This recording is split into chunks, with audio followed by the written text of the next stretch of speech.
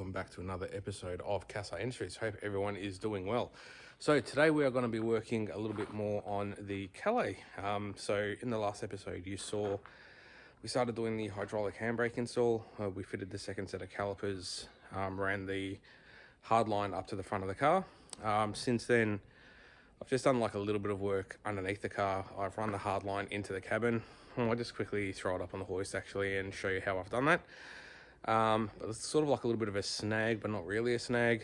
It's just going to fast track a bit more progress, but basically I'll show you what's going on. In the last episode where I left off, we'd run this hard line all the way up and sort of tucked it in behind that brace up there, and it sort of just was hanging out up there. But what I've done now is I've just pulled it back out of there, and I've just put a little bit of a bend in it and drilled a hole in the side of the floor there and stuck that through the floor. So there is a rubber grommet behind there.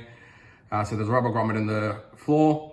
The pipe goes through it, and then I've also put some Sikaflex over the top to seal it up, and that spits out right near the footrest. So I'll drop the car down and show you where that is. So the hard line comes into the cabin just sort of down there at the side of the trans tunnel underneath the footrest. Just sort of runs up the side of the transmission tunnel. I've got a couple of P-clips down there, but I may end up moving them. And it just finishes there. That's the fitting that's screwed into the master cylinder. That is a different fitting to what's on the hydraulic handbrake. This is an M12 by 1, and we've got a 3/8 thread on the master cylinder. So I'm going to have to extend this line. In hindsight, I probably should have brought it through the trans tunnel, maybe about there somewhere, and try to run an adapter or something. But we'll work with what we've got for now. But so this is the handbrake lever I've got here. This is just an eBay special. It's one of the cheaper ones I could find that sort of looked cool. I like the color. That's the main reason why I got it. So this came with a bracket which is sitting in the back seat there, and the bracket basically bolts where the factory handbrake is. So you remove the factory handbrake and the bracket bolts there, and then the hydraulic handbrake bolts to the bracket. But the thing is, I want to retain the factory handbrake, or I want to try to anyway. So I want to fabricate a mount to try and mount the hydraulic handbrake lever somewhere here. So I've been sort of playing around with where I want to put it. So I was thinking about maybe sort of like putting it around here, or like maybe even on this side or something like that. But the thing is, as I mentioned in the previous video, I do want to manual swap this car. So I've got to also keep in mind that, you know, if I put it sort of around here and I want to have my foot going up and down on the clutch, I need to make sure I'm not going to crash my knee into the lever. Or if I have it here, I want to make sure that I'm not going to be like, when I'm changing gears, I'm not going to be crashing my hand into it or something. So, you know, in a perfect world, what I'd like to do is, you know, if we could put a clutch pedal in this and a gear shift, just to sort of rough out where that's going to live. So that's exactly what we're going to do. So let me show you. So I've actually picked up a full manual conversion for this car. So we'll go give you a look at it. Come for a little stroll. It's nice to have no cars in here. So this is everything I've got. So it's a Get Rag gearbox, also out of a VY. It's got a short shifter on it, which is covered in tape, but we'll sort that out later. Got a cross member. The cotton reels, one of them is completely broken, but we have a bunch of new stuff here as well, and there's a few more things coming. So I've got a couple of new cotton reel mounts. The rear seal on the back of the gearbox is leaking, as you can see. So I've got a new seal for it as well. I've also got a clutch slave cylinder, which I've actually had kicking around for a while. And I've also got a tailshaft donut to suit a manual. The manual tailshaft rear donut is different to automatics because it is a little bit thicker. The automatics are 30mm, these are 35. And I got sent that ages ago by mistake, and it's just been in stock, which is good because this one is completely and totally shagged.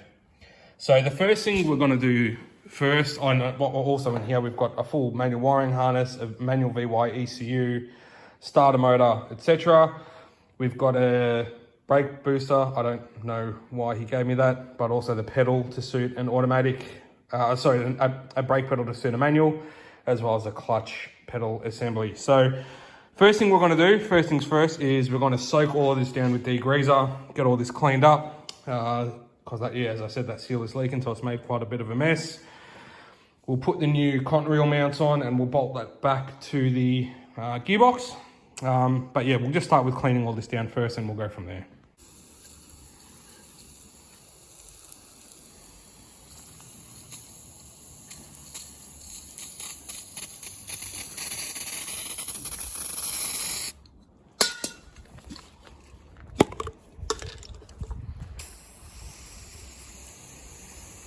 Rightio, so we've got the gearbox and the crossmember all cleaned up, and also myself has been pressure washed. So that's all looking good. I did inside the bell housing as well. So the first thing we're going to do is I'm going to pull this snout off and change that seal, that seal is leaking. The guy I got the kit off did make me aware of that. So that's going to be the first port of call. I just want to point something out too. I've never actually done a manual conversion on a VY V6 Commodore or any Ecotech or LS Commodore. I've never done a manual conversion. I've done them on a few front wheel drive cars, and I've also done them on early model Commodores. I've done one not too long ago on an AU Falcon, but I've never done one on something like this. So it's going to be something that we figure out together. So that's cool. I have noticed I'm going to need to get a new thrust bearing. That one's a little bit noisy. The clutch itself, by the way, I forgot to mention, it's actually got an Exceedy Extreme clutch that came with it, which is just here. And it's actually got quite a lot of meat left on it. So we're just going to go ahead and reuse that. I'll just clean up the surface of the pressure plate and the flywheel before we bang it in. So we'll do that. But basically, yeah, this is the seal for the back of the gearbox, so we're going to start with that. Cool beans. After a lot of persuasion and a few different hammers, just sort of hitting on the edges there to knock it backwards, I've got it off. So we can see our faulty seal in here. So I'm just going to knock that out, get the new seal installed once I find where I've put it. There it is. So yeah, we'll do that and put this all back together. Sweet as, that's all done and all back together, looking good. So next thing I'm going to do is replace both of these cotton reel mounts with some new ones. This is just pretty straightforward, just 13mm nut underneath. So I'll get those replaced and I'll get the cross member bolted back onto the gearbox. Okay, those are installed. I did have to just cut the sides of them down because these were around and they need to sit into these recesses. So I did have to get the angle grinder and just sort of flatten off the sides on both of them. Last thing I'm going to do the last thing I'm going to do on the actual gearbox side of things is I'm going to change the clutch slave cylinder. So the guy I got this off did say that the slave cylinder might be leaking because there was a little bit of moisture inside the bell housing. So we're going to go ahead and replace that. So I've got a brand new one here.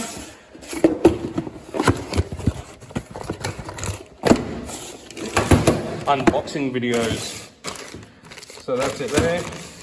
So we'll go ahead and get that swapped over and get this line transferred over to the new one as well. Sweet as, super simple job. That is done. And what's also good is it came with a new rod as well, whereas the rod was missing before. So I was sort of freaking out a bit, but that's good. We've got that sorted out.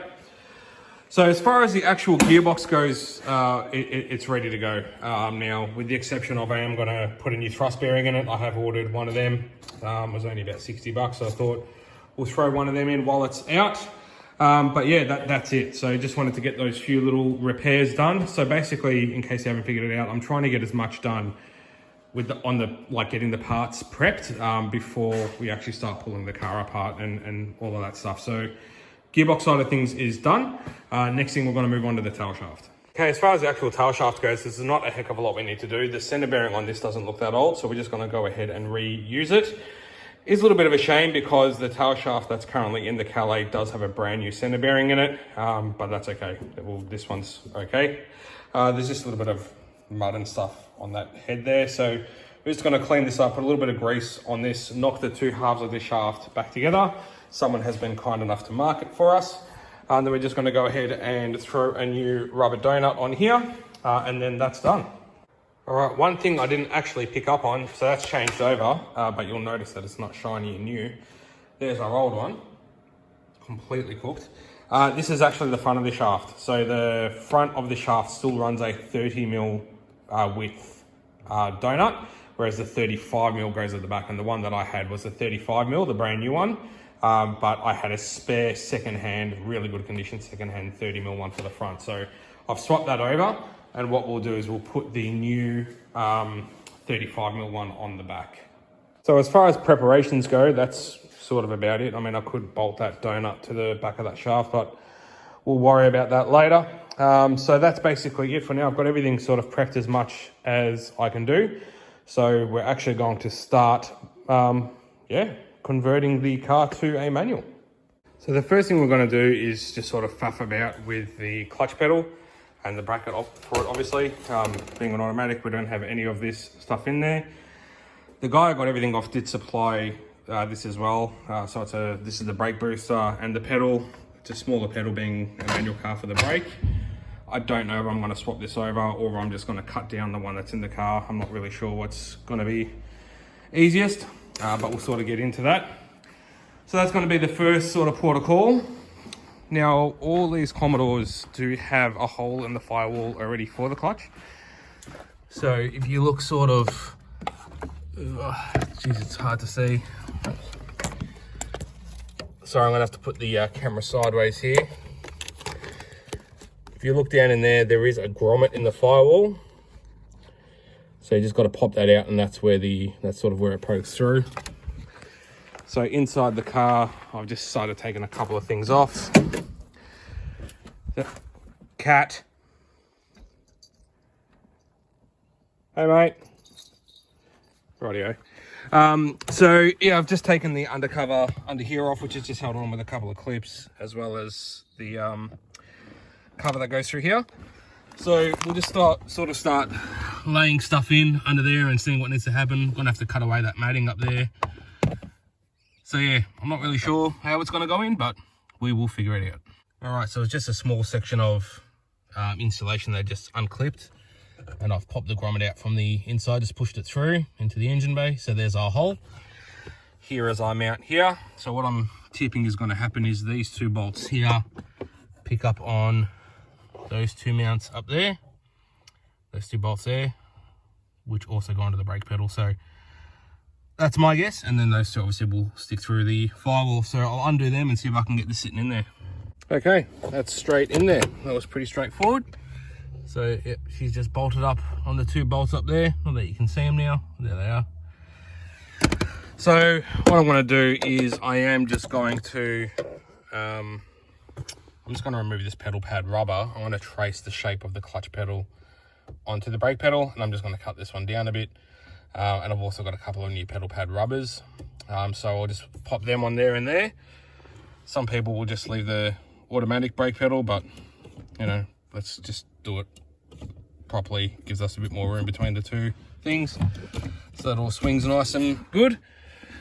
These plugs here, they go to a switch on the clutch pedal, and what that basically does is on factory manual cars, that will disengage the cruise control. So if you've got the cruise on and you put your foot on the clutch, it will turn the cruise control off. So we're probably not going to be using that because I don't think the wiring is going to be here. Being a Calais, the Calais never came manual.